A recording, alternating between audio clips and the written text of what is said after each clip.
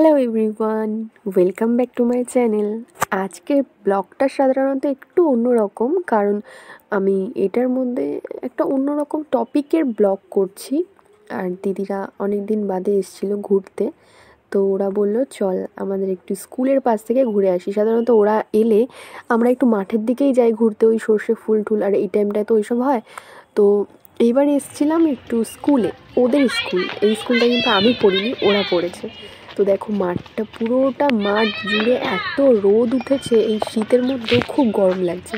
আর ওখানে সবাই ব্যাডমিন্টন খেলছে বাচ্চাগুলো, ওদের দেখে আমাদেরও ছোটোবেলার কথা মনে পড়ে যায়। এবার ঘুরতে ঘুরতেও একটু পাড়ার দিকেই যাব। ওইখানে দেখো আমার দাদার ছেলে আর দিদির ছেলে দুজনে মিলে দৌড়ে দৌড়ে আসছে, তো ওদের ডাকছিল। আমরা মোটামুটি 5 জন মিলে বেরিয়েছি, আর আরেক দিদির ছেলে বেরোয়নি। তো ওরা এলে কি হয়, আমার তো সেইভাবে বাড়ি থেকে বেরোনো হয় না, কিন্তু ওরা আসলে একটু এদিক ওদিক ঘুরতে বেরোয়। তো এবার ভাবলাম একটু স্কুল আর এই গ্রামের ভেতর থেকে রাস্তা, ভেতরে যে রাস্তাটা, ওই রাস্তা থেকে হাঁটতে হাঁটতে অনেকটা দূর আমরা হেঁটে এসেছিলাম। তো আমরা মোটামুটি 2 ঘন্টা হেঁটেছিলাম। মানে আমরা তো হাঁটতে হাঁটতে গল্প করতে করতে বুঝতেই পারি না কখন সময় চলে যায়। ঠিক আছে উঠে গেছে, ঠিক আছে হয়ে গেছে, তুই আর সরে নিতে পারিস না। ভালো রে। তো মোটামুটি ভেতরের রাস্তা থেকে ঢুকেছিলাম, আর আমরা ভেবেছিলাম এই রাস্তা থেকে বাড়ি ফিরে যাব। তো দেখো এই পুকুরের মধ্যে থেকে একটা রাস্তা রয়েছে, সেখান থেকে যাচ্ছিলাম। আর এই চারপাশে না খুব কাদা, মানে পা স্লিপ করলে একদম জলে, খুব রিস্কে এখান থেকে যেতে হয়। তো যাদের অভ্যাস হয়ে গেছে আমরা তো আসি না এখান থেকে।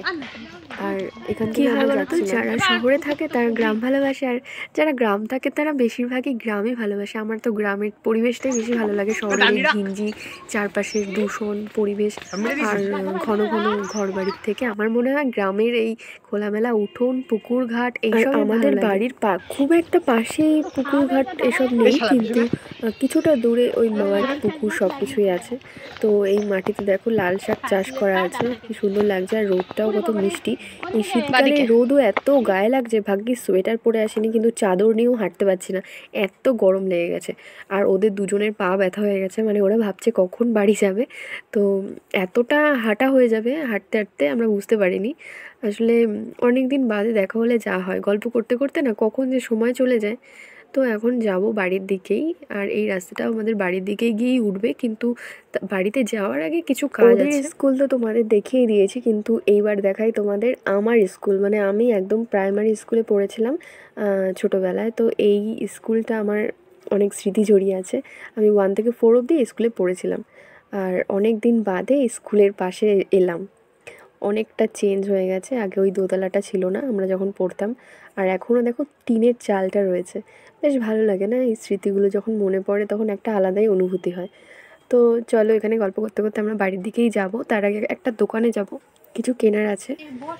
এখানে বস, এই যে এখানে, হ্যাঁ ওখানে বস। তুই তো দেখবি না, কিনবি না, পছন্দও করবি না, বুঝবিও না। তুই বসে একটু বাইরের হাওয়া খেয়ে নে। বসো, আমি আসছি।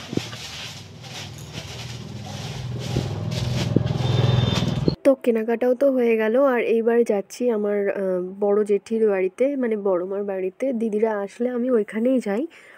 তো চলে এসেছি প্রায় বাড়ির কাছাকাছি। চলো এবার বাড়ির ভেতরে গিয়ে তোমাদের দেখাচ্ছি।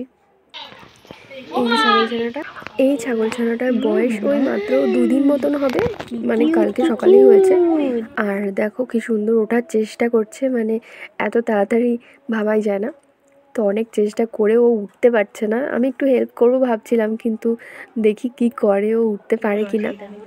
সোয়েটার পরেছে, হয়নি সোয়েটার পরানো। হ্যাঁ কেন, ওইটা উপরে থাকবে কালোটা। ফোন করে নিয়ে আইছি, এই যে ভিডিও করতে করতে লিচু লিচু ওই যে লিচু, এটা কি আমাদের লিচুটা? তুই মাঠে মূলা পাতা তুলতেছো? আজকে অনেক গল্প টল্প হয়ে গেছে, আর এই আর একটা আমার দিদির ছেলে, তো ওরা বাড়ি চলে যাবে। আর মাঝখানে অনেক কিছু হয়ে গেছে, খাওয়া দাওয়া গল্প, সেগুলো আর তোলা হয়নি। চলো তোমাদের সব থেকে সুন্দর একটা জিনিস দেখাই। না বসালে হবে, না বসালে হবে না। হ্যাঁ হ্যাঁ দেখা যাচ্ছে, হ্যাঁ ঠিক আছে, বন্ধ করে দেখি কিরকম তুলেছিস ভিডিও। ও না খুব ইচ্ছে আমার। তো এবার বাড়ি যাওয়ার পালা, আর ওরাও বেরিয়ে গেছে বাড়ি যাওয়ার জন্য, আর আমিও বেরিয়ে পড়লাম। টাটা।